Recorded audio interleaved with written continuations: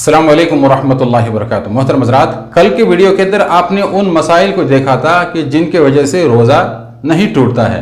आज बोर्ड के अंदर उन मसाइल का मैंने तज़किरा किया है जिन चीज़ों की वजह से, जिन मसाइल की वजह से रोज़ा हमारा और आपका टूट जाता है।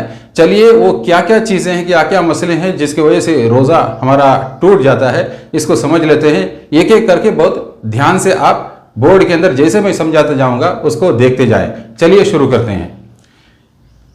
इसका हेडिंग है इन चीज़ों से, यानी इन चीज़ों से रोज़ा टूट जाता है।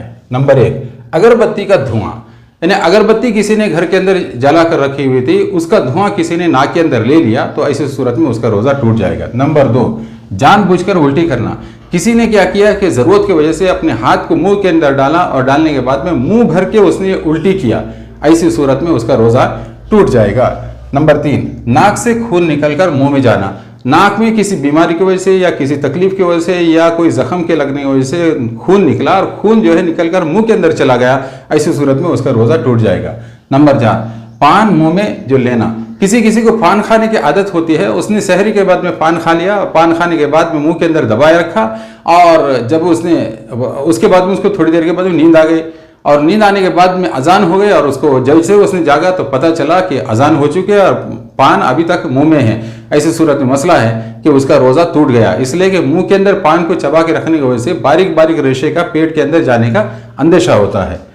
और नंबर 4, कुल्ली करते वक्त पानी अंदर जाना, आप नॉर्मली कुल्ली करते वक्त ये वजू को आप जो कुल्ली कर रहे थे, ऐसी सूरत में आपको रोज़ा याद था तो पानी क्या हो गया, मुंह के अंदर चला गया अचानक से, तो ऐसी सूरत में रोज़ा टूट जाएगा।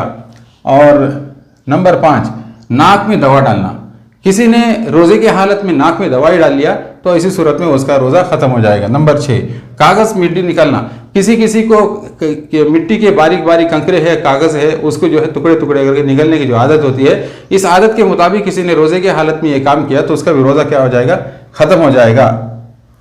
नंबर 7, मसौड़ा का खून पेट में जाना, मसौड़े यानी दांत के ऊपर के जो हिस्से होते हैं तो उससे जो खून निकला और खून निकलने के बाद में पेट के अंदर चला गया तो भी उसका रोज़ा टूट जाएगा।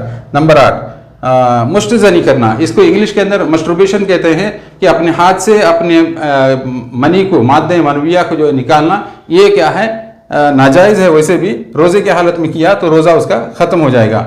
नंबर 9, बोसो किनार से इंजाल का हो जाना, अभी अभी नई नई जो है शादी हो चुकी थी कि उसने अपने बीवी से बोसो किनार किया, उसको खींच दिया, उसकी वजह से क्या हो गया, उसका इंजाल हो गया, यानी पेशाब की जगह से मनी के खतरे उसके निकल गए, ऐसी सूरत में उसका रोज़ा क्या हो जाएगा, टूट जाएगा।